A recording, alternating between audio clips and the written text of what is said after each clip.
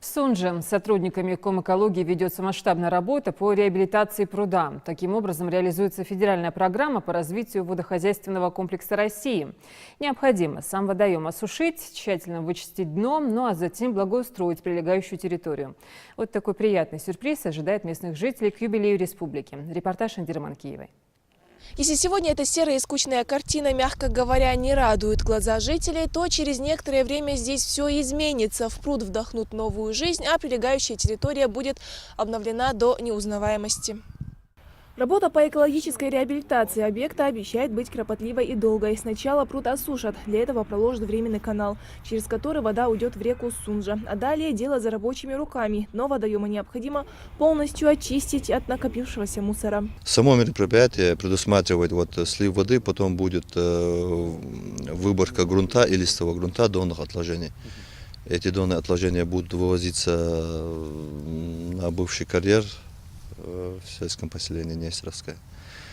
Потом наращивание откосов будет применяться георешетки по всему периметру пруда. Этому пруду уже почти 60 лет, и за все это время его ни разу не чистили. А сегодня экологи планируют не только очистить сам водоем, но еще и обустроить прилегающую территорию, после чего, возможно, этот участок превратится в зону отдыха. Еще планируется на месте забора воды, то есть тут в этот пруд вода поступает из Троицко-Садового канала, вода из реки Сунжа. На месте сброса в пруд там будет предусмотрена биоплата, то есть это как фильтр. Там 20 на 20 параметры биоплата, 20 на 20 метров.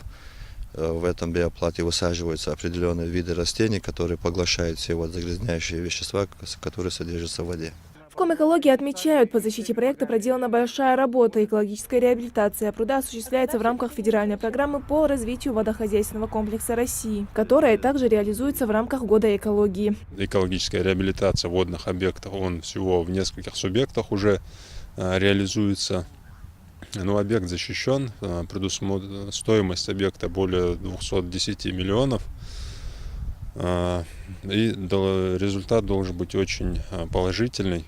И эффект и с точки зрения экологии, и вообще с точки зрения социально-экономического развития и города, и района Сунжинского.